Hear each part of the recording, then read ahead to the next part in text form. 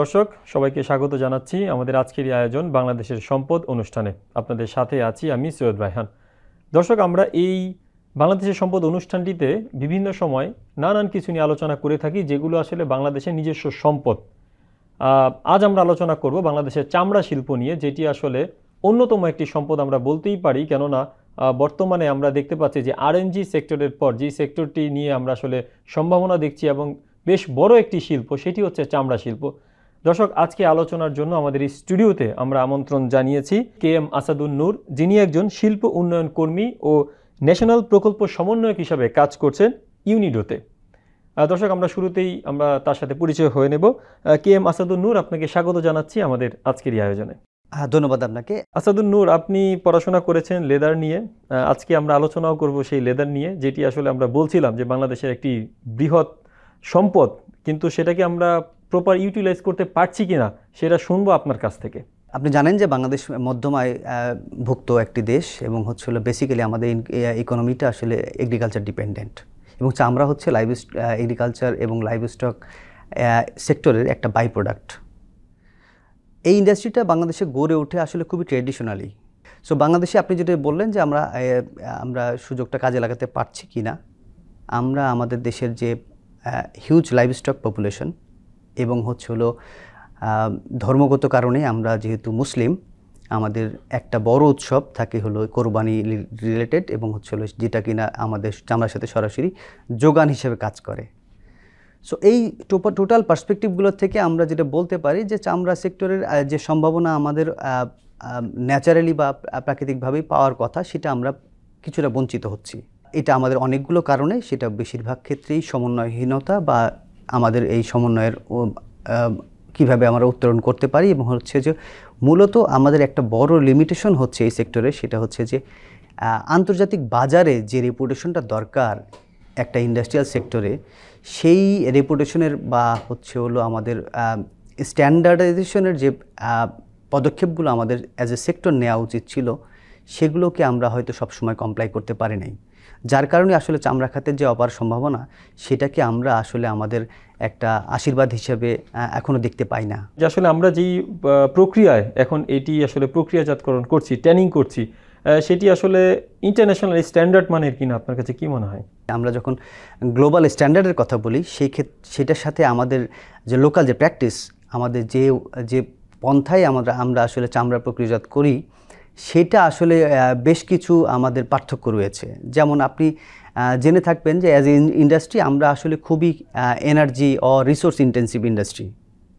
চামড়া শিল্প একটা হলো খুবই এনার্জি ইন্টেন্সিভ ইন্ডাস্ট্রি, যার কারণে এই ইন্ডাস্ট্রির সাথে অনেকগুলো রিসোর্সের সাথে যেমন খুবই সম্পৃক্ত, কাঁচামালের সাথে সাথে কিন্তু আপনার আমরা পানি, তারপরে কেমিক্যাল এবং সর্বোপরি বিদ্যুৎ, এই তিনটি এনার্জি সোর্স মানে শক্তির বা কাঁচামালের আমাদের খুবই ক্লোজ কানেকশন রয়েছে।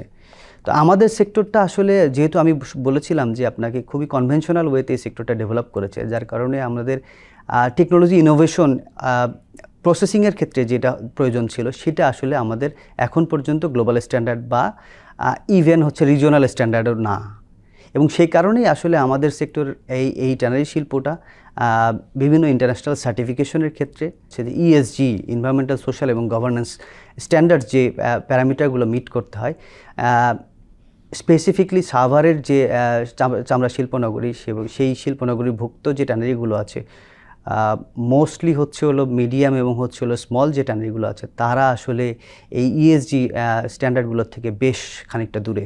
আপনি তো সেই জায়গাগুলো নিয়ে কাজ করছেন, এর আগেও করেছেন, তো সেখানে আপনাদের পরামর্শ দেওয়ার কোনো সুযোগ থাকে কিনা, এবং সরকারি কোনো প্রতিষ্ঠান কিংবা বেসরকারি প্রতিষ্ঠানের সাথে আপনারা কোনোভাবে কোঅর্ডিনেশন করতে পারেন কিনা? ইন্ডাস্ট্রি এবং একাডেমিয়ার কোঅপারেশন এবং কোলাবোরেশনটা খুবই জরুরি একটা ইন্ডাস্ট্রিয়াল ডেভেলপমেন্টের ক্ষেত্রে। আপনি যদি আমরা RMG-কে চিন্তা করি, কারণ RMG বাংলাদেশের যে লার্জেস্ট এক্সপোর্টার, এবং যদি আপনি ইকোনমিক কন্ট্রিবিউশনে দেখেন অ্যারাউন্ড 4 মিলিয়ন অ্যাটলিস্ট ওয়ার্কফোর্স সরাসরি ইনভলভড এই সেক্টরে। তো চামড়া ক্ষেত্রেও কিন্তু যদিও আমরা সেকেন্ড ইন এক্সপোর্ট ভলিউম, কিন্তু আসলে আমি যদি ইন কোয়ান্টিটি চিন্তা করেন আপনি, তাহলে আমরা জাস্ট 1.2 বিলিয়ন অ্যারাউন্ড। তো এই এই ডেভিয়েশনটার কারণ আসলে মূলত হচ্ছে হলো যতটুকু ইন্ডাস্ট্রিয়াল রিসার্চ, টেকনোলজি ইনোভেশন এবং হচ্ছে হলো প্রাইভেট সেক্টরের আপগ্রেডেশন ইন টার্মস অফ, যদি মনে করেন আপনার শিল্প মালিকদের যে মানসিক এবং হলো ব্যবস্থাপনাগত যে পরিবর্তনটা প্রয়োজন ছিল, সেটা এই সেক্টরে বেশ ধীর আর কি। যে কারণে হচ্ছে হলো যেভাবে চামড়ার প্রসেসিংটা হওয়া প্রয়োজন, সেই স্ট্যান্ডার্ডে আসলে চামড়ার প্রসেসিংটা হয়ে উঠছে না বলেই প্রচুর সম্পদের অপব্যবহার।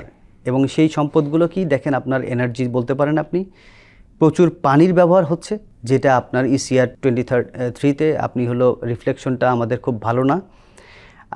আপনি খোঁজ নিয়ে জানতে পারবেন যে হলো আমরা প্রচুর পরিমাণ কেমিক্যাল ওভারডোজিং করি, মানে প্রচুর কেমিক্যাল আমরা প্রয়োজনের তুলনায় বেশি ব্যবহার করি চামড়া প্রসেসিংয়ের ক্ষেত্রে, এবং এটা সরাসরি পরিবেশকে এফেক্ট করছে। এক্স্যাক্টলি। এবং এটার যদি আপনি স্পেসিফিক কারণ বলেন, তাহলে খুবই অসচেতনভাবে আসলে শিল্পের সংশ্লিষ্ট ব্যবস্থাপনা সংশ্লিষ্ট যারা কাজ করেন, তারা আসলে এই ক্ষেত্রে খুবই উদাসীন বলতে হবে আমাকে। আচ্ছা, আপনার কাছে কি মনে হয়, তারা কি দক্ষ কর্মী নাকি অদক্ষ কর্মী নিয়েই আসলে এই ট্রেনিংটা চলছে?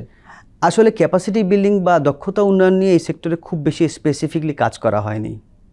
আমি যদি লাস্ট অ্যাটলিস্ট হচ্ছে হলো যদি 20 ইয়ার্সের যদি আপনার উন্নয়নের পরিকল্পনাটা দেখি, তাহলে আমরা দেখতে পারবো বেশিরভাগই আপনার হলো কাজ করতে করতে শেখা।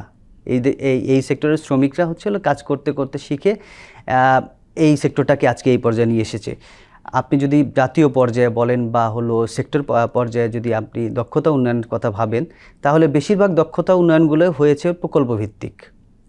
যেই কারণে সরকারি প্রকল্প ভিত্তিক, সেটা রাইট, সরকারি বা বেসরকারি বা অন্যান্য উন্নয়ন সহযোগী সংস্থার প্রকল্প ভিত্তিক সহযোগিতা এই প্রকল্পে যারা আসছেন, যারা কাজ করছেন, প্রকল্প শেষ হওয়ার পর তারাই তো কোনো না কোনো ট্যানারির সাথে যুক্ত হচ্ছে, রাইট। তো সেখানে আসলে কেন ক্যাপাসিটি বিল্ড আপ করা যাচ্ছে না? কি মনে হয় ক্যাপাসিটি বিল্ড আপটা করা যাচ্ছে না, এটা একটা আপনি খুব গুরুত্বপূর্ণ পলিসি রিলেটেড ইস্যু রেজ করেছেন। কারণ হচ্ছে কি, যে স্টিল বাংলাদেশে আমাদের ইকোনমিক সেক্টরগুলোর সাথে হচ্ছে হলো দক্ষতা উন্নয়ন যে আমাদের অথরিটি বা হচ্ছে হলো অন্যান্য যে সরকারি ব্যবস্থাপনা আমাদের সাথে জড়িত, সেটা আসলে খুবই সুনিবিড়ভাবে অ্যালাইন না আপনি যদি বলতে চান তাহলে। কারণ হচ্ছে যে একটা ইন্ডাস্ট্রির যদি আপনি কিছু ওয়ার্কার নিতে চান, তাহলে আপনার ইন্টারন্যাশনাল স্ট্যান্ডার্ড অনুযায়ী তারা একটা ওরিয়েন্টেশনের মধ্যে দিয়ে যাবে, তারা একটা ইনসেপশন ফেস করবে, তারা একটা ফ্রেশার ট্রেনিংয়ের মাধ্যমে যাবে। কিন্তু আমাদের দেশের ওয়ার্কফোর্স বলেন আর হচ্ছে হলো ইন্ডাস্ট্রিয়ালিস্ট বলেন, উভয় পক্ষেই কিন্তু আপনার এই গ্যাপটা রয়েছে। কারণ হলো কর্মীরাও চায় না এই ট্রেনিংয়ের জন্য তারা তাদের নিজেদের শ্রম বা অর্থ ব্যয় করবে, আবার মালিক পক্ষও চায় না যে হলো এই শ্রমিকদেরকে ট্রেনিং করানোর জন্য তারা কিছুটা ইনভেস্ট করবে। সো নর্মালি যখন কোনো কারখানায় শ্রমিকের প্রয়োজন হয়, বেশিরভাগ ক্ষেত্রেই তারা অন স্পট বেসিস হায়ার করে ফেলে এবং তারা কাজ করতে করতে শেখে। যার কারণে দক্ষতা উন্নয়নের যে আপনার ধারাবাহিকতা, সেটা শুরুতেও হয় না, এবং হচ্ছে হলো দক্ষতা উন্নয়নের যে ধারাবাহিকতা ব্যবস্থাপনার পক্ষ থেকে থাকা উচিত, সেটাও আসলে ইন্ডাস্ট্রিগুলো মেনটেন করতে পারে না। তাহলে সেখানে কি আসলে প্রযুক্তিকে যুক্ত করার কোনো সম্ভাবনা আছে কিনা, কিংবা সম্ভব কিনা, আপনার কাছে কি মনে হয়? টেকনোলজি ইনোভেশন তো একেবারে ইন্ডাস্ট্রিয়াল এফিসিয়েন্সির একেবারে হার্ট। এখন বর্তমান যুগে আমরা যে ক্লাইমেট চেঞ্জের কথা বলছি, আমরা যে কার্বন ইমিশনের কথা বলছি, এই সময়ে, এবং হচ্ছিল আপনি যদি সাপ্লাই সাইডটা দেখেন, বাংলাদেশ একটা খুব ক্ষুদ্র দেশ, এবং হচ্ছিল আমাদের সম্পদের যথেষ্ট সীমাবদ্ধতা রয়েছে। যার কারণে আপনি দেখবেন যে আমাদের বিদ্যুতের স্বল্পতা রয়েছে, আমাদের পানির স্বল্পতা রয়েছে, এবং হচ্ছিল সক্ষমতার স্বল্পতা রয়েছে। যদি আপনি ওই বিবেচনা করেন যে আপনার হলো ওয়াটার পিউরিফিকেশন বলেন, ওয়েস্ট ওয়াটার পিউরিফিকেশন বলেন, এফিশিয়েন্ট ওয়েতে হ্যান্ডেল করতে পারেন, তাহলে কিন্তু আপনার ওয়েস্ট ট্রিটমেন্ট এফিসিয়েন্সিটাও বাড়ে, এবং সেই সাথে আপনার হলো পরিবেশের উপর এবং সামাজিক যে প্রভাবটা পড়ে এই ধরনের শিল্পের, সেটাও কিন্তু কমানো সম্ভব। আপনি এখন পর্যন্ত এই চামড়া নিয়ে কি কি কাজ করেছেন, এবং সেখানে আপনি আসলে সম্ভাবনা কি কি দেখলেন, আর চ্যালেঞ্জগুলো আসলে কি কি ফেস করেছেন? বেসিক্যালি আমরা 2011-12 সালে যে প্রবলেমগুলো নিয়ে কথা বলেছিলাম, আমার কথাটা হয়তো একটু একটু অপটিমিস্টিক বা একটু স্ট্রেইট মনে হবে। আমরা সেই প্রবলেমগুলো কিন্তু এখনও ফেস করছি। যেমন দু একটা উদাহরণ যেমন ধরেন আপনার হলো এই যে প্রপার ওয়েস্ট ম্যানেজমেন্ট, সেটা কঠিন বর্জ্য হোক এবং তরল বর্জ্য হোক, দুই ক্ষেত্রেই আমরা যখন হাজারীবাগে কাজ শুরু করি তখন আমরা এই প্রপার ওরিয়েন্টেশনগুলোকে ইন্ডাস্ট্রিগুলোকে দেওয়ার চেষ্টা করেছি সবসময় ট্রেনিংয়ের মাধ্যমে। এবং পাশাপাশি যদি ধরেন আপনার হলো ওয়ার্কিং কন্ডিশন, আপনার উন্নত বা একটা স্ট্যান্ডার্ড ওয়ার্ক প্লেসের জন্য যতটুকু স্ট্যান্ডার্ড থাকা দরকার, সেটা কিন্তু এখন পর্যন্ত ট্যানারি শিল্পে অনেক ক্ষেত্রেই আমরা দেখতে পাই না। কারণ আপনি জানেন এখানে প্রচুর কেমিক্যালের ব্যবহার হয় এবং হলো একটি পরিকল্পিত ব্যবস্থাপনার স্ট্রাকচার না থাকার কারণে অনেক ক্ষেত্রেই আমাদের এই শ্রমিকরা খুব বেশি এক্সপ্লোসিভ বা হ্যাজার্ডাস কেমিক্যালের সাথে নিজেদের কন্টামিনেট করে ফেলে এবং তারা কিন্তু শারীরিকভাবে অসুস্থ হতে পারে। তো এই সম্ভাবনাগুলোর কথা আমরা বা এই ইন্টারন্যাশনাল স্ট্যান্ডার্ডগুলোর কথা, ওয়েস্ট মিনিমাইজেশনের কথা আমরা অনেক আগের থেকেই বলে আসছি বিভিন্ন উন্নয়ন সহযোগী সংস্থা সহ সরকারের সাথে বিভিন্ন প্রকল্পের মাধ্যমে। কিন্তু এখানে একটা বড় প্রবলেম হচ্ছে, আমি যেটা বলেছিলাম যে খুব ট্রেডিশনাল কিছু ব্যবসায়ীরা এই ব্যবসা শুরু করেছে এবং যে তারা তাদের ব্যবসায়িক পরিচালনার মানসিকতাটা, যদিও এখন সেকেন্ড জেনারেশনের বিজনেসম্যানরা চলে এসছে, তাদের সন্তানেদিরা ব্যবস্থাপনা দায়িত্ব নিয়েছে। ট্রেনিং এর ক্ষেত্রে বলছেন নাকি গুডস প্রোডাকশন? দুই ক্ষেত্রেই, ট্রেনিং এর ক্ষেত্রেও এখন সেকেন্ড জেনারেশন বিজনেসম্যানরা চলে আসছে, যদিও এখন সেই ম্যানেজমেন্ট পার্সপেক্টিভগুলো চেঞ্জ হচ্ছে এবং যে আমরা আশা করছি যে ডেভেলপমেন্টের স্ট্রাগলটা আমাদের গত 10 বছর বা এক যুগে ছিল, সেটা কিছুটা সামনে কিছুটা ফাস্টার হবে আর কি। কারণ যে এই জেনারেশন কিছুটা এডুকেটেড এবং কিছুটা ইথিক্যাল এবং রেসপন্সিবল বিজনেসের দিকে যাওয়ার চেষ্টা করছে বলে মনে করি আমি। হাজারীবাগ থেকে যখন সাভারের যে চামড়া শিল্প নগরীটি আছে সেখানে যখন ট্রান্সফার করা হলো, সেখানে স্থানান্তর করা হলো, সেখানে আসলে আপনাদের কাজ করার সুযোগ হয়েছে কিনা, কিংবা এখনকার কি পরিস্থিতি আপনারা দেখছেন? বাংলাদেশের নীতিমালা এবং হলো সরকারের বাস্তবায়ন, এই দুটোর মধ্যে আমরা বেশ কিছু ফারাক দেখতে পারি সব সময়। ইমপ্লিমেন্টেশনের ক্ষেত্রে যেটা খুব বেশি রেলিভেন্ট সেটা যে শুধু সরকারকেই আমরা অনেক সময় ব্লেম করে থাকি। আসলে প্রাইভেট সেক্টর আমাদের দেশে যেভাবে অগ্রগতি হয়েছে সেটা আসলে মূলত প্রাইভেট সেক্টরের পক্ষ থেকে। তো চামড়া শিল্পর ক্ষেত্রে যেটা হয়েছে, প্রাইভেট সেক্টর যে গতিতে আসলে তাদের এই স্ট্যান্ডার্ডগুলো অ্যাকসেপ্ট করার দরকার ছিল এবং সরকারের সাথে আলোচনার মাধ্যমে এবং কিছুটা নেগোসিয়েশনের মাধ্যমে যে এই নীতির বাস্তবায়ন প্রয়োজন ছিল, প্রাইভেট সেক্টর আসলে সেটা সামহাউ আমরা দেখতে পাই নাই। যার কারণে হলো সরকার মনে করে প্রাইভেট সেক্টর তাদের রোলটা প্লে করছে না ঠিকমতো, এবং প্রাইভেট সেক্টর মনে করে ইন্টারেস্টিংলি যে সরকার তাদের যে সাপোর্টটা দেওয়া দরকার ছিল, যেমন কমন ট্রিটমেন্ট প্ল্যান যেটা আর কি, সেটা খুব এফিশিয়েন্ট ওয়েতে কাজ করে না। যার কারণে এটা আসলে একক কোনো পরিকল্পনা বা একক কোনো সীমাবদ্ধতা না, এটা সকলের সামগ্রিক একটা উদ্যোগ বা আপনার প্রচেষ্টা বলতে হবে। যার কারণে এই সামগ্রিক, যখনই আপনি সামগ্রিক পাবলিক প্রাইভেট সেক্টর কোঅপারেশনটা আপনার স্ট্রঙ্গার হবে, তখনই আপনি আসলে একটা শিল্পের পরিবর্তিত রূপ দেখতে পারবেন। যেটা সাভারে আমরা শুনতে পাই যে সাভার সিইটিপি বা সামগ্রিক বর্জ্য ব্যবস্থাপনার ক্ষেত্রে তারা ইমপ্রুভ করেছে। আমরা জানি না সেটা ন্যাশনাল স্ট্যান্ডার্ডের সাথে কতটুকু অ্যালাইন্ড বা গ্লোবাল স্ট্যান্ডার্ডের সাথে এখনও আমরা কতটুকু পিছিয়ে আছি। স্পেসিফিকলি এর একটা গুরুত্বপূর্ণ কারণ বাংলাদেশ অন্যান্য সেক্টরের মতোই এই চামড়া শিল্পে আরও বেশি প্রবলেমটা, সেটা যে ডেটা বা তথ্যের একটা গ্যাপ আমরা সবসময় ফেস করি। আপনি সেটা রপ্তানি ডেটা বলেন, এক্সপোর্ট ডেটা বলেন, বা ইন্টারনাল কনজামশন বা লোকাল মার্কেটও যদি আপনি ডেটা এক্সপ্লোর করতে চাবেন, দেখবেন যে বেশিরভাগ ক্ষেত্রেই আমরা অ্যাজাম্পশন নির্ভর কিছু ডেটা বছরের পর বছর ইউজ করে যাচ্ছি। ট্রান্সপারেন্সির যে বিষয়টা, সেটা তো আমরা দেখতে পাই যে বিভিন্ন প্রতিষ্ঠানের ক্ষেত্রেই আসলে অনেক বেশি অভাব রয়েছে। তার মধ্যে আপনি যেটি বললেন যে এই ট্যানিং শিল্প কিংবা ট্যানারির মধ্যেও রয়েছে। আসাদুন নূর, আপনি কাজ করছেন ইন্ডাস্ট্রিয়াল ডেভেলপমেন্ট অর্গানাইজেশন, মানে ইউনাইটেড নেশনের একটি অর্গান এটি। তো সেখানে আপনি কাজ করছেন, এটি আন্তর্জাতিক মানের বা আন্তর্জাতিক একটি সংস্থা। তো সেখানে আসলে আপনার কাছে কি মনে হয়, সেইখান থেকে আপনি এই চামড়ার জন্য কিংবা চামড়া শিল্পের জন্য আসলে কিছু করতে পারছেন কি না, কিংবা অফিসিয়াল কোনো অ্যাসাইনমেন্ট আপনার এখন আছে কিনা?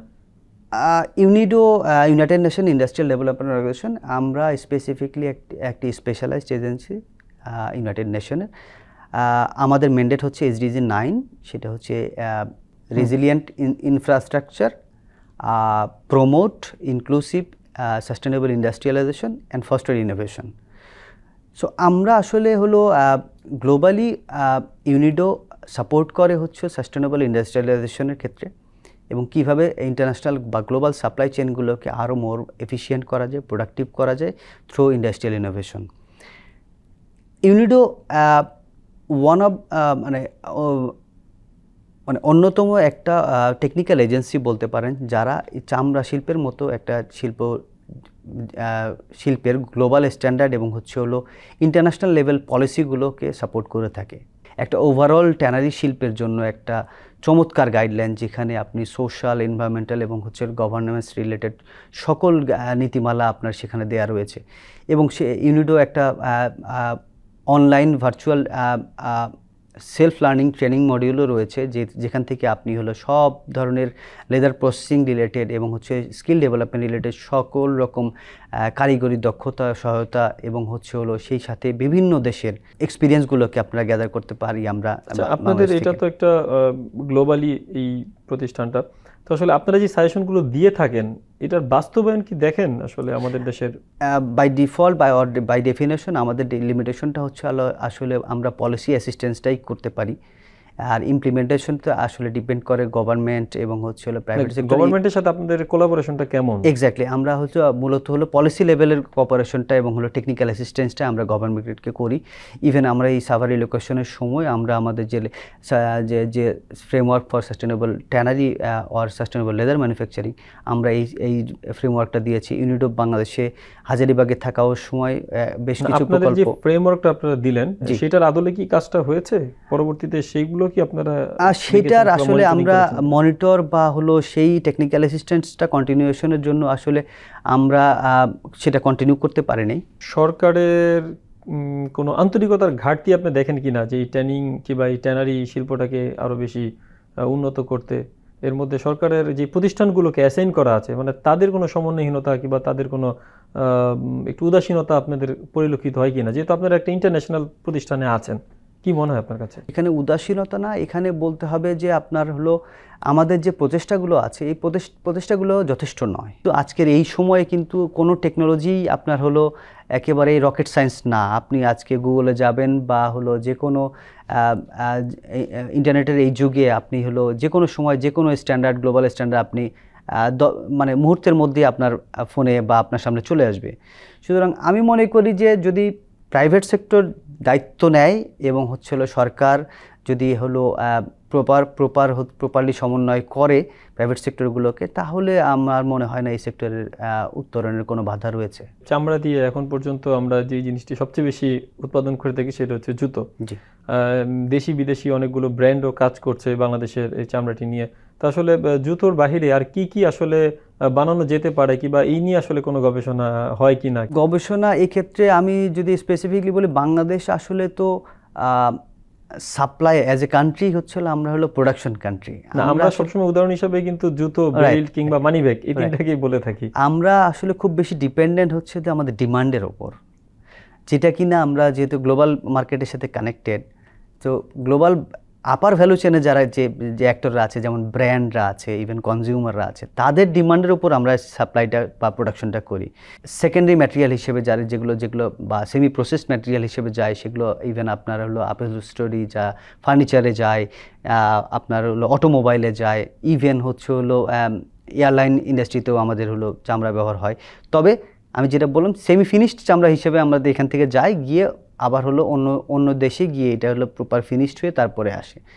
তো এখানে একটা বড় চ্যালেঞ্জ যেটা আমাদের এই কেন এই মার্কেট সেগমেন্টটা আমাদের খুব ছোট বা প্রোডাক্ট বাস্কেটটা খুব ছোট, সেটা হচ্ছে যে অ্যাজ এ সিঙ্গেল কান্ট্রি হলো মোস্টলি হলো চামড়া বা চামড়াজাত পণ্য, বা যদি আপনি অ্যাপারেল বা ফ্যাশন হিসেবে চিন্তা করেন প্রত্যেকটা ব্রডলি আর কি এই টোটাল সেক্টরটাকে, তাহলে আমরা খুব বেশি ডিপেন্ডেন্ট হচ্ছে ইউরোপীয় ইউনিয়ন মোস্টলি 50 to 60%, সেকেন্ড হচ্ছে ইউএস, এবং হচ্ছে বাকি আদার হচ্ছে যে খুব বেশি ছোট ছোট কিছু মার্কেট আমাদের আছে। তো এই মার্কেট কান্ট্রিগুলো বা মার্কেট ডেস্টিনেশনগুলো আসলে যে লেভেলের এনভায়রনমেন্টাল, সোশ্যাল এবং গভর্নেন্স রিলেটেড স্ট্যান্ডার্ড এক্সপেক্ট করে প্রোডাকশন কান্ট্রিগুলো থেকে, আমরা আসলে সেটা থেকে অনেকটাই দূরে। অনেকেই ভালো করার চেষ্টা করছে, কিন্তু এখন পর্যন্ত পর্যাপ্ত না। তো 2026-এর পরে ইউরোপের এই রুলস এর রেগুলেশনগুলো যখন স্ট্রিক্টলি ইমপ্লিমেন্ট করা শুরু হবে, তখন সেটা আমাদের জন্য একটা সম্ভাবনা তৈরি করবে পজিটিভলি, এবং পাশাপাশি কিন্তু এটা আবার আমাদের অনেক সীমাবদ্ধতাকে আবার সামনে বের করে নিয়ে আসবে। কারণ হচ্ছে যে যদি আমরা এই সময়ের মধ্যে বা 2030-এর মধ্যে এই টার্গেটগুলোকে আমরা যদি অ্যাচিভ করতে চাই বা এই মার্কেটগুলোকে আমরা ধরে রাখতে চাই, তাহলে আমাদের শিল্পের কিন্তু এই ধরনের ট্রেসিবিলিটি, ডেটা ট্রান্সপারেন্সি এবং ওভারঅল ইথিক্যাল বিজনেসের যে স্ট্যান্ডার্ডগুলো আছে, এই স্ট্যান্ডার্ডগুলোকে আপনার ফুলফিল করতে হবে। তখনই আপনার এই প্রোডাক্ট বাস্কেটটা এবং প্রোডাক্ট ডাইভার্সিফিকেশনের যে কথা আমরা বলি, সেটাকে আমরা ফুলফিল করতে পারবো। জি, কে এম আসাদুন নূর, আমরাও আশা করি যে সেটি আমরা পারবো, এবং সেটি পারার জন্য যে প্রচেষ্টাটি রয়েছে সেটি আমরা আশা করি এই সেক্টরে যারা আছেন তারা একটু উদ্যোগী হবেন, সেক্ষেত্রে আমরা হয়তো সেটি অ্যাচিভ করতে পারবো। ধন্যবাদ আপনাকে আমাদের সাথে যুক্ত হওয়ার জন্য, কে এম আসাদুন নূর, যিনি আসলে কাজ করেন ইউনাইটেড নেশন ইন্ডাস্ট্রিয়াল ডেভেলপমেন্ট অর্গানাইজেশনে। দর্শক, আমরা শুনছিলাম আজকে চামড়া নিয়ে আমরা আলোচনা করছিলাম, বিশেষ করে চামড়ার যে প্রক্রিয়াজাতকরণ আছে এবং ট্যানারি শিল্পের উন্নয়নের ক্ষেত্রে আসলে কি করা যায় সেই বিষয়ে আমরা কথা বলছিলাম আমাদের আজকে যিনি আমন্ত্রিত অতিথি আছেন তার সাথে, এবং সেই সাথে আমরা বেশ কিছু বিষয় কিন্তু আমরা আজকে জানতে পারলাম যেগুলো আসলে আমাদের চামড়া শিল্পের উন্নয়নে অনেক বেশি অগ্রণী ভূমিকা রাখতে পারে। তো দর্শক, এই ছিল আমাদের আজকের আয়োজন। আমাদের পরবর্তী আয়োজন দেখার আমন্ত্রণ জানিয়ে বিদায় নিচ্ছি। দেখা হবে পরবর্তী অনুষ্ঠানে।